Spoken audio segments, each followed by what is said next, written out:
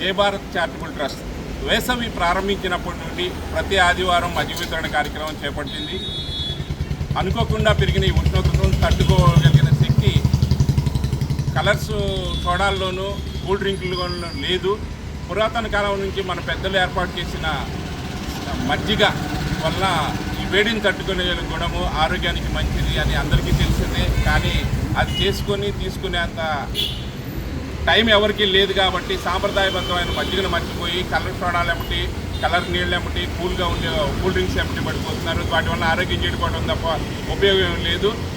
జై Bharat charitable trust సభ్యుల సహాయ సహకారాలతో ప్రతి ఆదివారము మేము మజ్జిగ వితరణ కార్యక్రమం ప్రారంభించాము. ఈరోజు 80 లీటర్ల మజ్జిగ అందించడం జరిగింది.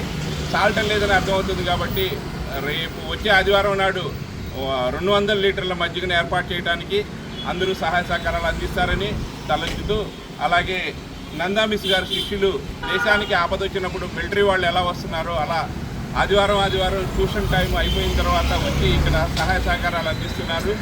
బాధ్యత గల పౌరుని తయారు చేయడం అంటే చదువు చెప్పడం ఒకటే కాదు, దేశానికి సేవ చేయడం, తల్లిదండ్రులకి సేవ చేయడం నేర్పగలిగినప్పుడు మాత్రమే బాధ్యత గల పౌరులు తయారవుతారని ఆ విధానాన్ని కొనసాగిస్తూ నందామిస్ గారు జై భారత్ చారిటబుల్ ట్రస్ట్కి వాళ్ళ శిష్యుల ద్వారా సహాయ సహకారాలు అందిస్తున్నారు.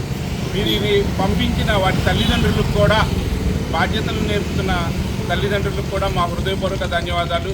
ఇక ముందు కూడా ఈ స్టూడెంట్స్కి మా జై భారత్ ట్రస్ట్ తరఫు నుంచి కావాల్సిన సహాయ సహకారాలు మేము అందిస్తామని, మంచి పౌరులుగా వీరు తీర్చిదిద్ది జై భారత్ ఆధ్వర్యంలో ఉన్నత వ్యక్తులుగా ఎదగాలని మనస్ఫూర్తిగా కోరుకుంటున్నాం.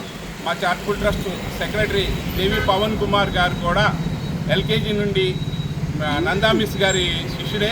ఈరోజు అమెరికాలో ఉంటూ ఈ చారిటబుల్ ట్రస్ట్ నడవటానికి ముఖ్య కారకుడు, వెన్నుపూసాయి నిలబడ్డాడు. అలాంటి ఎంతోమంది పవన్ను తయారు చేయాలని మనస్ఫూర్తిగా కోరుకుంటున్నాను. జై భారత్.